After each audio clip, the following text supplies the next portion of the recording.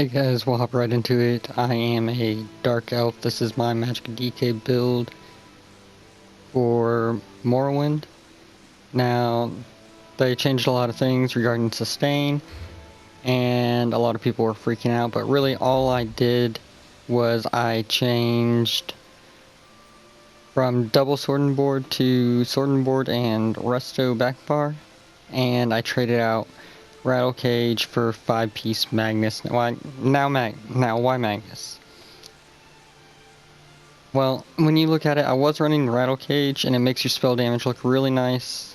But if you look at it in terms of math, that 956 max magic right there is really only about 60-70 spell damage less than what you would be getting with the second spell damage from Rattle Cage. So really, you're getting recovery instead of max health, and you're only losing 70-100 spell damage when you're fully buffed up. And since they nerfed the crap out of Igneous Shields and your major mending is not up as much, you can afford to swap that out for entropy now. I haven't had a problem with it. My heals are still very strong. They're good. You get this nice passive. Where is it? From the Draconic Powers, where when you activate a Draconic Power, you receive 12% more healing, and that's fine. You pop your Volatile Armor, pop your Coagulating Blood, you're fine. So I am using 5-piece Magnus. These are my stats, not buffed up. Maybe I might have a potion on me. I haven't been playing this character.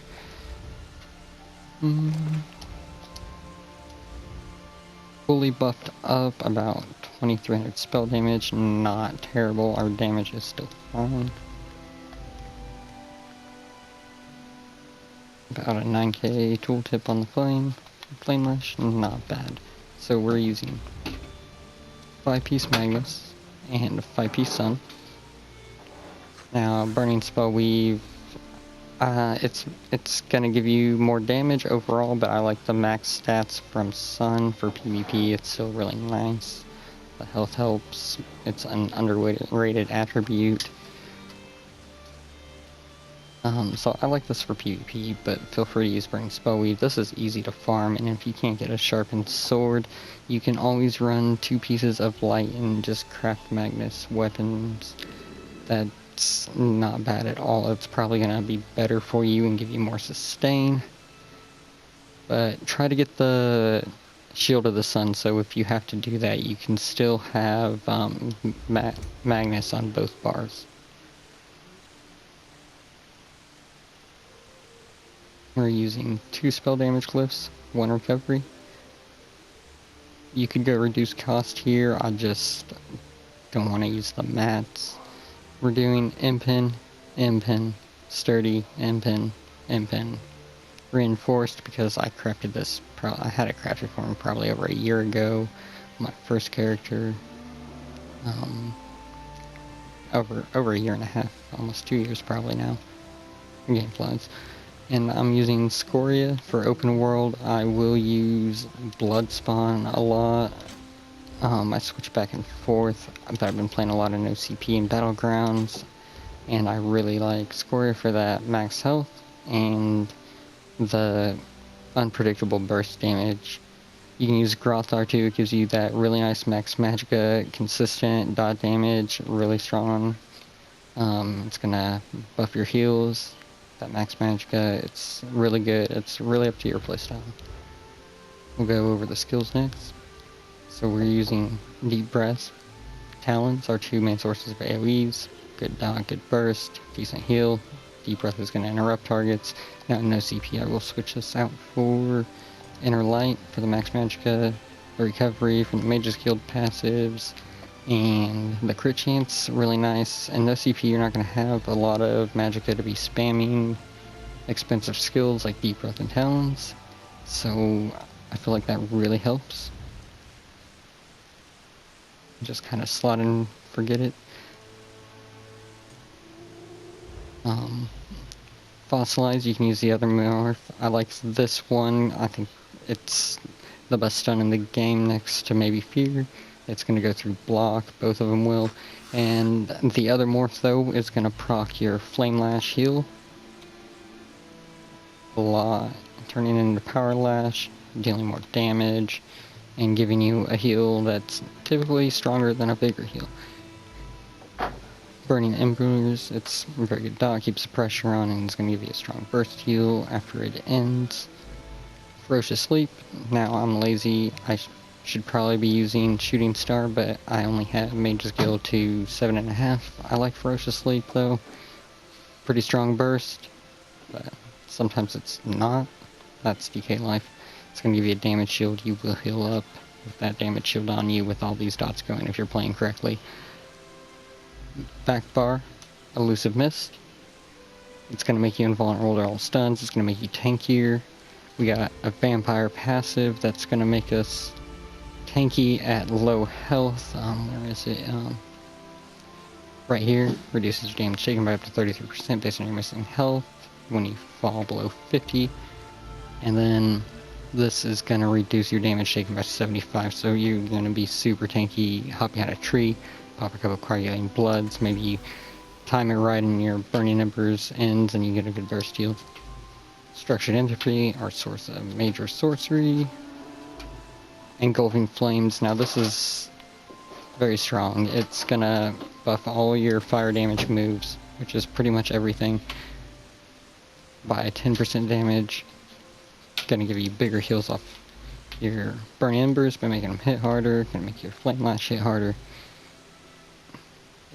And anyone using flame attacks or flame damage any kind around you attacking the same target that's affected with this is going to do 10% more damage with those attacks too. So even if you're playing solo or in a group, this is going to help out people around you. Random people are always going to show up. Volatile Armor, like I said, it gives you the passive for the Draconic Power, lets you get 12% more healing, increases your physical resistance, spell resistance, all around good move. Standard of Might, now a lot of people use the other morph, they're both very good. I like Standard of Might, it just helps increase the damage. I typically spam Ferocious Sleep, so whenever I'm using this, I'm intentionally building Ultimate to use this generally, and I'm going to use it in a chokehold.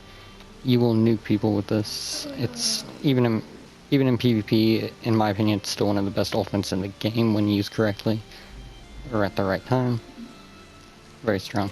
Now what really changed here is the champion points, but first, get back over, I have 64 points into Magicka everything.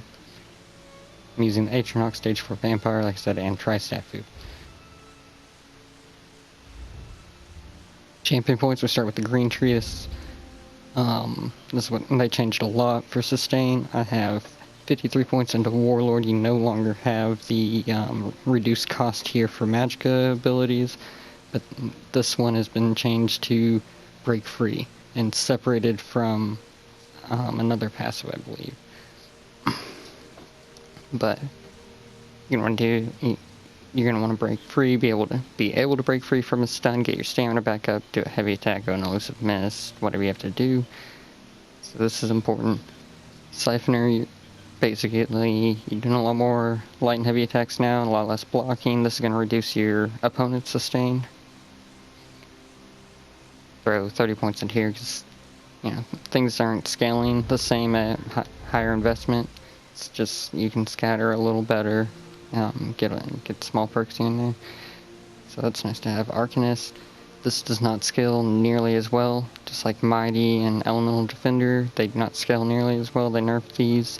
Just throw 43 into here for the 10%, and our main source is Sustain right here, along with the passives from Heavy Armor. We're gonna get more resources back from Heavy Attacking, 25% more, so Tenacity is really nice to have. With this, we're still wearing all Heavy Armor minus one piece. Here we have 20 into Tumbling, 39 into Shadow Word. This only does roll dodge now. That's what they separated the other one I was talking about earlier from, Warlord, I believe now. And we're not doing as much blocking. but you're going to be able to want to block when you have to, and you're still going to block a lot, more than any other magic class. This is very good. Blue Tree, 14 into Blast, just kind of give us some extra heals. Since Elemental Expert doesn't scale as well, Elfborn, we're not doing a lot of crits, this is still mostly for heals.